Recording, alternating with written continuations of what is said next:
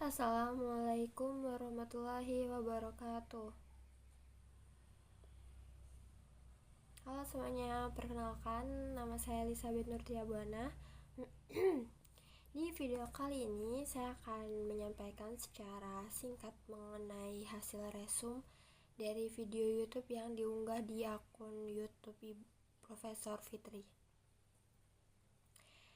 Jadi singkatnya video tersebut itu membahas tentang Undang-Undang Kesejahteraan Ibu dan Anak atau yang sering disebut dengan UU KIA, dan bagaimana regulasi ini beririsan bahkan berpotensi untuk berbenturan dengan Undang-Undang Ketenagakerjaan yang sudah ada di Indonesia.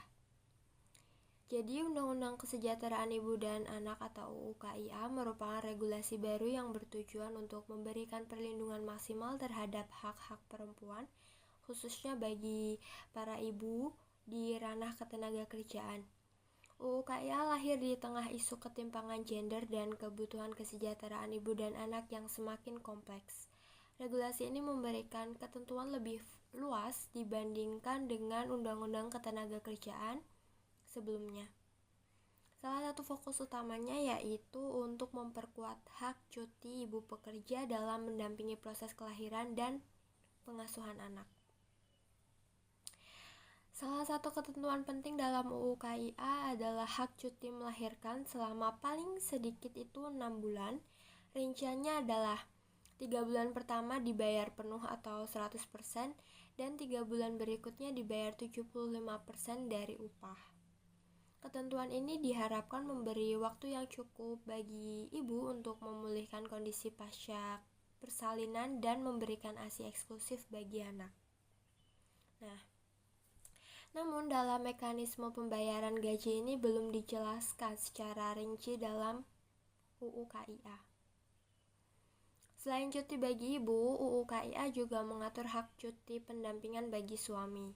Jika istri melahirkan, suami berhak mendapatkan cuti maksimal 40 hari dan jika mengalami keguguran, suami akan mendapatkan cuti selama 7 hari. Ini merupakan pengakuan terhadap peran ayah dalam proses kelahiran dan perawatan anak. Dengan demikian, UU KIA mencerminkan semangat kesetaraan gender dalam pertanggungjawaban keluarga. UU KIA secara tegas melarang perusahaan melakukan pemutusan hubungan kerja atau PHK terhadap ibu yang sedang menjalani hak-haknya seperti cuti melahirkan ataupun menyusui. Hal ini menjadi bentuk perlindungan hukum terhadap stabilitas pekerjaan seorang perempuan. Perusahaan wajib tetap membayar hak-hak pekerja yang menjalankan cuti tersebut. Larangan PHK ini dinilai sebagai kemajuan penting dalam melindungi pekerja perempuan dari diskriminasi. Hak untuk menyusui juga dijamin dalam UU KIA. Ibu diberikan waktu dan tempat yang layak untuk melakukan laktasi atau menyusui atau memompa ASI di tempat kerja. Hal ini mendukung pemenuhan gizi anak sejak dini. Nah, meski demikian, belum ada penjabaran teknis mengenai bagaimana fasilitas ini harus disediakan oleh perusahaan. Pemerintah pusat maupun daerah diberikan tanggung jawab untuk mendampingi secara hukum ibu yang haknya dilanggar. Ini mencerminkan peran negara belum bisa menjamin pelaksanaan hak-hak pekerja sebagaimana diatur dalam undang-undang. Namun dalam praktiknya, belum ada struktur yang jelas mengenai bagaimana pendampingan ini dijalankan. Belum juga terdapat pengaturan mengenai anggaran untuk pembiayaan pendampingan tersebut. Meski secara substansi UU KIA sangat progresif, ada beberapa hal yang menimbulkan kontroversi dan berpotensi membatalkan penerapannya secara menyeluruh. Nah, salah satunya yaitu tentang tidak adanya penjelasan siapa yang menanggung pembiayaan gaji selama cuti berlangsung. Apakah itu menjadi beban pengusaha, negara, atau sistem asuransi sosial seperti BPJS Ketenagakerjaan. Ketidakjelasan ini menciptakan ketidakpastian hukum dan bisa menjadi celah hukum yang bermasalah. Kritik lain mulai muncul dari sektor usaha yang merasa terbebani oleh ketentuan cuti 6 bulan ini. Para pengusaha, seperti yang disampaikan dalam diskusi, khawatir akan bangkrut jika harus menggaji pegawai selama setengah tahun tanpa kontribusi kerja. Hal ini juga bisa menghambat keberlangsungan bisnis kecil dan menengah. Apalagi jika oleh ketentuan cuti 6 bulan ini. Para pengusaha, seperti yang disampaikan dalam diskusi, khawatir akan bangkrut jika harus menggaji pegawai selama setengah tahun tanpa kontribusi kerja. Hal ini juga bisa menghambat keberlangsungan bisnis kecil dan menengah. Apalagi jika tidak diimbangi dengan subsidi atau bantuan dari pemerintah. Potensi diskriminasi terhadap perempuan juga menjadi kekhawatiran.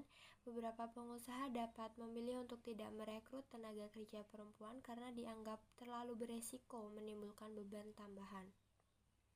Ini bertentangan dengan semangat kesetaraan gender yang diusung UU KIA. Jika tidak diantisipasi, hal ini justru menciptakan diskriminasi terselubung dalam rekrutmen tenaga kerja. Dari perspektif hukum, UU KIA juga dinilai tumpang tindih dengan Undang-Undang Ketenagakerjaan atau Undang-Undang Nomor 13 Tahun 2003. Undang-Undang Ketenagakerjaan telah mengatur cuti melahirkan selama 3 bulan dan mencantumkan sanksi tegas bagi pelanggar. Dengan adanya UU KIA yang menetapkan standar lebih tinggi namun tanpa sanksi jelas, akan terjadi kekaburan norma hukum. Nah, akibatnya itu implementasi di lapangan menjadi sulit.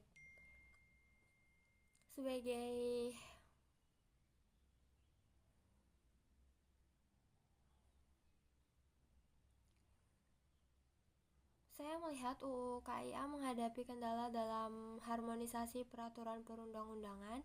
Dalam asas hukum, dua norma yang mengatur hal serupa harus disesuaikan lagi melalui prinsip lex specialis derogat legi generali atau lex posterior derogat legi priori. Namun dalam kasus ini, substansi UU KIA justru menciptakan overlapping dengan UU sebelumnya tanpa memberikan solusi.